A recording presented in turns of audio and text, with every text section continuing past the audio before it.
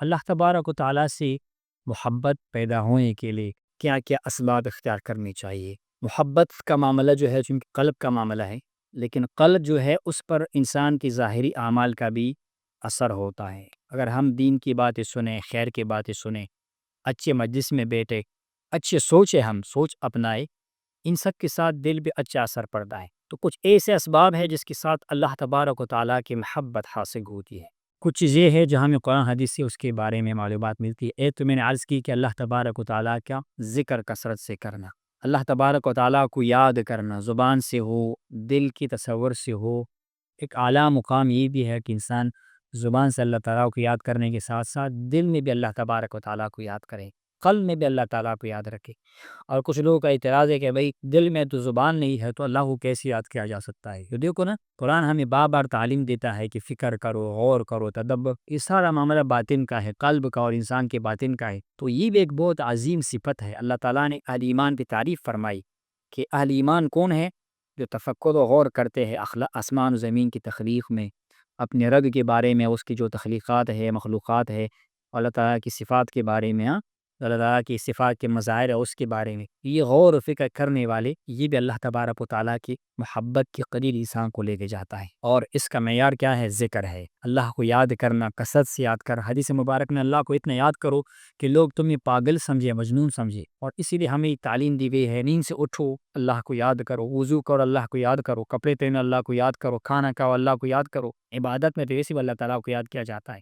چھینک آنے پر، کوئی بھی عمل ہو، غصے کے وقت، بازار میں جاتے وقت، سواری پر اٹھتے بیٹھتے، ہر موقع پر اللہ تبارک و تعالیٰ کو یاد کرنا۔ جب انسان کا دل اللہ کی یاد سے ذاکر ہو جائے، عظیم صفت اس کو حاصل ہوتی ہے کہ پھر چاہے وہ کھانا کھائے، پانی پیے، اس کا دل اللہ کی یاد میں مستغرق ہوگا۔ اور یہ بہت بڑی دولت اور بڑی نعمت اللہ تعالیٰ ہمیں نصیب فرمائی ہے۔ وہ کیا ہے کہ جس بکار و دل بیار، ہاتھ سے کام کرو، کاروبار کرو، بازار میں جاؤ، معاش کے معاملات چلاؤ، لیکن دل میں رب کریم کی یاد ہونی چاہیے، خلوت در انجمن ہونی چاہیے، تمہارے دل کے خانے میں رب کی یاد اور محبت ہونی چاہیے۔ دنیا کے معاملات ساتھ ساتھ چلتے رہیں گے، لیکن تمہارا جو باطن ہے، روح ہے، جدھر سے یہ آیا ہوا ہے، اس کے ساتھ اس کا تعلق کبھی بھی نہ ٹوٹے، بلکہ اس میں پختگی آئے۔ 2 دن برابر نہیں ہونے چاہیے۔ آج آپ کا جو اللہ تعالیٰ کے ساتھ تعلق ہے، کل اس سے زیادہ ہونا چاہیے۔ من استوى یوما او مغبون، اپنے آپ کو ہلاکت سے بچاؤ، 2 دنوں کو ایک جیسا نہ بناؤ۔ آنے والا کل آج سے بہتر ہونا چاہیے، اور یہ اللہ تعالیٰ کے فضل سے ممکن ہے، اور انسان کی کوشش بھی اس میں عمل درآمد کرتی ہے۔ تو ایک تو اللہ تعالیٰ کا ذکر کرنا، اور ایک اور کام ہے قرآن عظیم الشان کی تلاوت کرنا۔ قرآن آپ پڑھیں گے، ہمارے ہاں المیہ یہ ہے کہ لوگوں نے اللہ کے اس مبارک کلام کو پس پش ڈالا ہوا ہے۔ برکت کے لیے پڑھ لیتے ہیں، ختم کے لیے پڑھ لیتے ہیں، اچھی بات ہے، تلاوت کی بھی ثواب ہے، لیکن جو غور و فکر جس کے ہمیں تعلیم دی گئی ہے،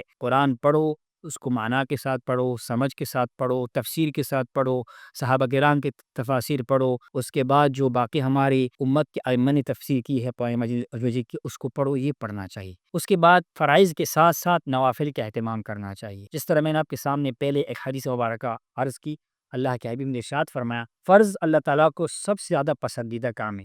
فرض، نماز فرض ہے، روزہ فرض ہے، اس کو آپ نے بجا لانا ہے، لیکن کچھ نوافل کا بھی اہتمام کرنا چاہیے۔ آپ اگر صرف فرض نماز پڑھتے ہیں اور اس کے ساتھ نوافل نہیں پڑھتے ہیں تو آپ کو ولایت کا مقام حاصل نہیں ہو سکتا ہے۔ ولی بننا ہے، اللہ کے قریب آنا ہے، تو پھر آپ کو ایکسٹرا آرڈینری کام کرنا پڑے گا، زیادہ کوشش کرنی پڑے، آپ کو جناب والا وہ نوافل کا اہتمام کرنا پڑے گا، تحیۃ وضو کی شکل میں، تہجد کی شکل میں، اشراق کی نماز، اوابین کی نماز، اسی طرح استخارے کی نماز، حاجت کی نماز، توبے کی نماز، اور اس کے علاوہ آپ مسجد میں داخل ہو گئی وہ نماز ہو گئی، کوئی خوشی کی خبر آئی شکرانے کی نماز آپ نے پڑھی، یہ نوافل کا اہتمام کرنا چاہیے۔ تو جو احادیث مبارکہ سے معلوم ہوتی ہے کہ آپ مبارک علیہ السلام مختلف مواقع پر وہ نفل نماز پڑھتے تھے، سفر پر جانے سے پہلے، سفر سے آنے کے بعد۔ یہ سب وہ چیزیں ہیں جو انسان کو اللہ تبارک و تعالیٰ کی محبت کی طرف لے کے جاتا ہے، اور محبت کے اسباب میں سے ہے۔ اور اسی طرح ایک اور کام کیا ہے، وہ یہ ہے کہ اللہ تبارک و تعالیٰ کی رضا کو مد نظر رکھنا۔ کوئی بھی کام آپ کریں اس میں اللہ تعالیٰ کی رضا کو سامنے رکھ، یہ اللہ والوں کی صفت ہے۔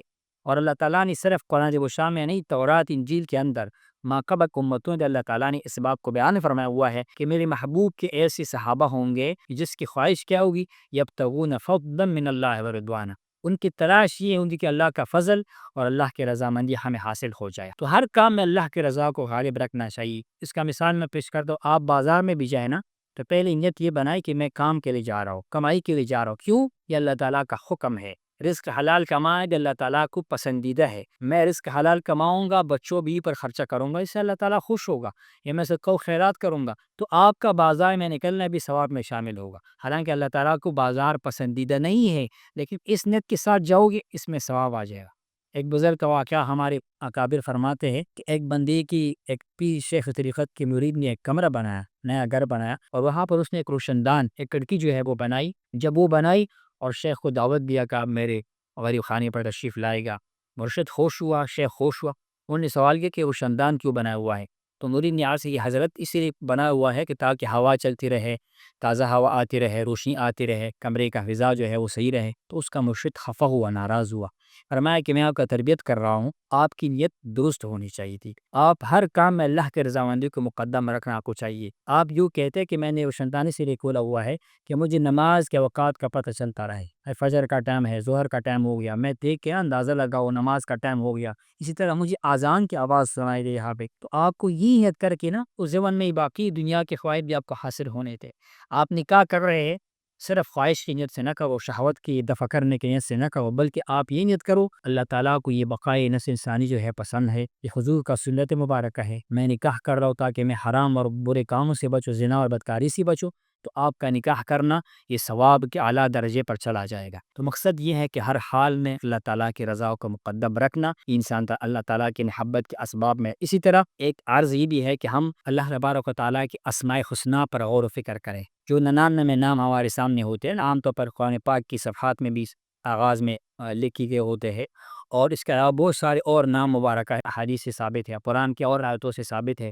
ان میں غور و فکر کرنا چاہیے، اس کو مد نظر رکھنا چاہیے. ہمارے تصوف کے اصطلاح میں حضرات نقشبندی کی یہ ہے کہ اللہ تعالیٰ کی 8 صفات کا بطور خاص طرح ہونا چاہیے. اللہ تعالیٰ کا صفت حیات ہے، علم ہے، قدرت ہے، سمع، بصر، ارادہ، تکوین وغیرہ، اس میں غور و فکر کرنا چاہیے. پھر اللہ تعالیٰ کی صفات ہے، فعلی صفات ہے، لوگوں کو کھلاتا ہے، پلاتا ہے، زندگی عطا فرماتا، اس پہ غور و فکر کرنا چاہیے. اسی طرح اللہ تعالیٰ کی صفات سلبیہ ہے، اللہ تعالیٰ عیب سے پاک ہے، نقصان سے پاک ہے، باپ بیٹے سے پاک ہے، اور کھانے پینے سے پاک ہے. ان صفات میں غور و فکر، اس انسان کا تعلق اللہ تعالیٰ سے بڑھ جاتا ہے، اس دل میں اللہ تعالیٰ کی محبت پیدا ہو جاتی ہے. تو یہ ایک ضروری کام ہے جس سے انسان کے دل میں اللہ تعالیٰ کی محبت جو ہے وہ کیا ہوگا، وہ پیدا ہوگا. اور آخری بات کیا ہے، یہ انسان اللہ تعالیٰ کی نعمتوں پہ غور و فکر کرے، جو احسانات اللہ نے ہم پر کی ہے.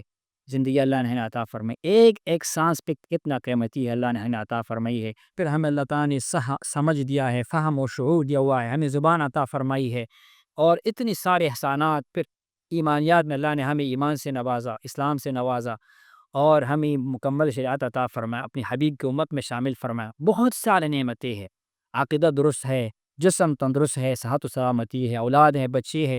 اللہ تعالیٰ کی بے شمار انعامات احسانات ہے. اسی لیے ان کو مد نظر رکھ کر، اس کا ذکر کر کے، اس کے بارے میں غور و فکر کر کے انسان کے دل میں اللہ تعالیٰ کی محبت کا اضافہ ہوتا ہے.